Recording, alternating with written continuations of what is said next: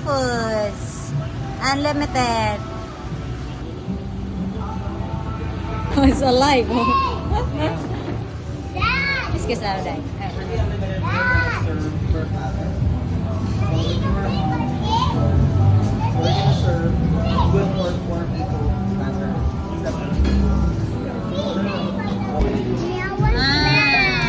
Look at that.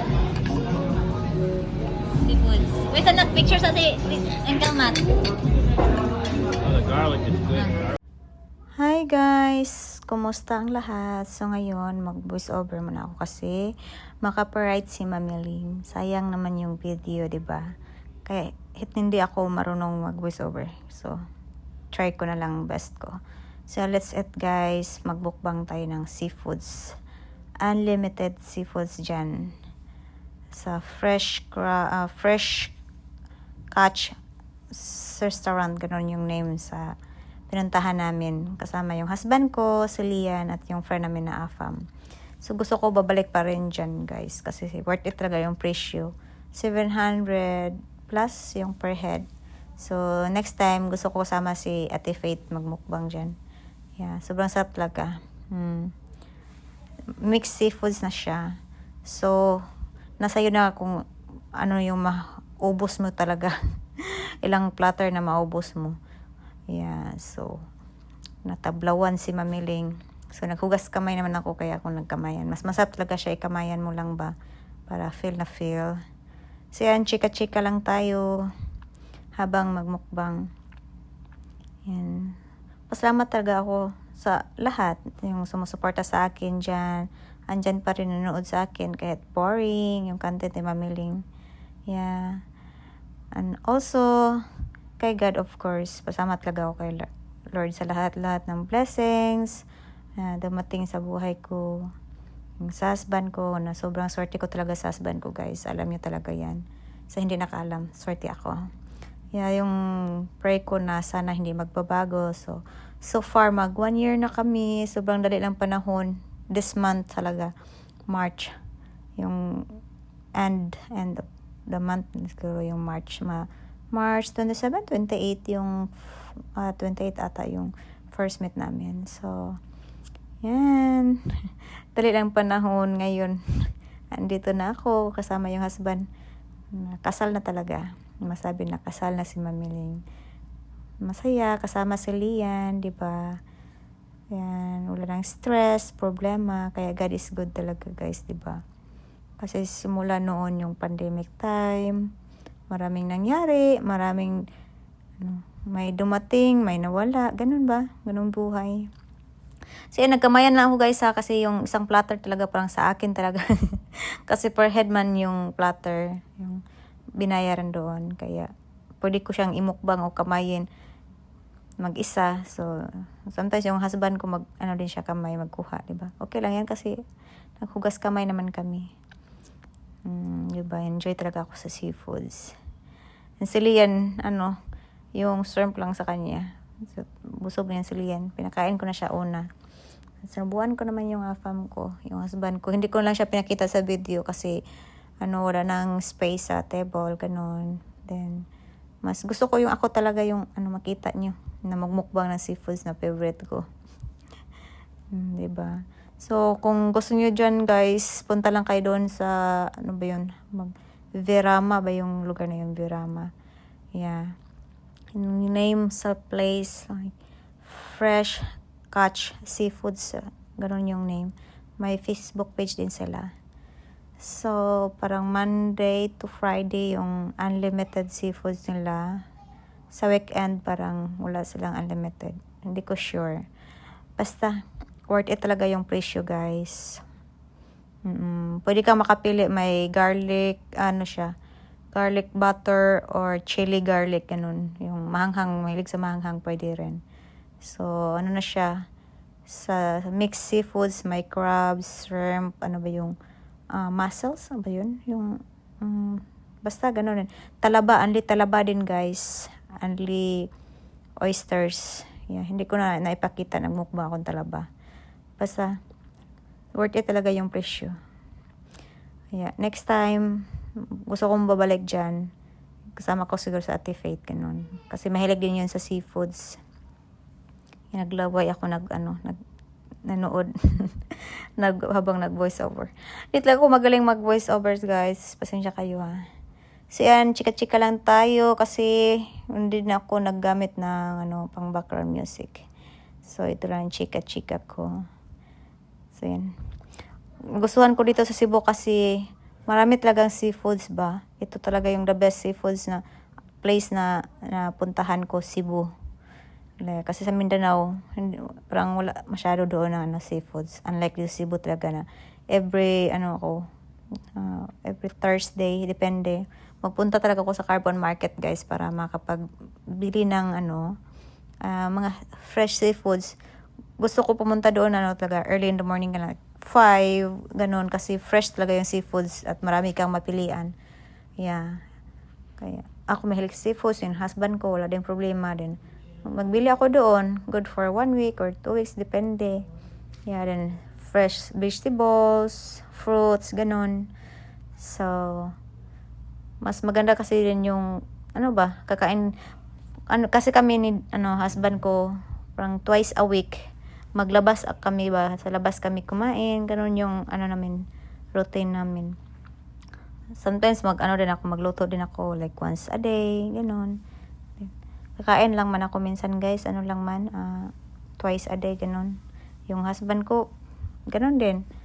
Siya naman magluto ng sarili niyang pagkain, lalo na yung mga burger pang American style. Siya lang yan, guys, hindi ako. Kasi kahit gustuhin ko man, ayaw naman niya. So, hayaan ko lang siya kasi alam naman niya tamad ako. Pati ni Lian, siya naman yung magpakain ni Lian. Kasi mostly sundo sila sa abot sa mga pagkain. Ako lang hindi. So, magluto din ako ng sarili kong pagkain. Like, saging, yung dried fish, bulad, ganun. Yun lang yung kasiyahan ko din. Diba? Alam niyo talaga yan. Mahilig ako sa mga lagutmon. Mga like sweet potato, banana, diba? Corn. Kaya, sorte ko talaga sa husband ko. Kasi hindi siya mapili sa pagkain. Then, hindi din siya, guys, ba yung tawag na dalo or tihik? Ganun ba? Lalo na sa pagkain, guys. Hindi talaga siya matipid about sa pagkain. Bungga talaga. Kahit maraming nagtanong sa akin, mamiling bakit hindi ka pa rin tumaba? Kulang ba daw ako ng pagkain sa pagkain? Ganun, hindi. Kung gusto kong kumain, makakain ako. Hindi before na gusto kong kumain ng ganung pagkain pero hindi ko makain kasi walang pambili. So ngayon, God is good, may pangbili na, hindi man sapat lang. May pambili pero ako naman yung alam niyo na yung kain ko.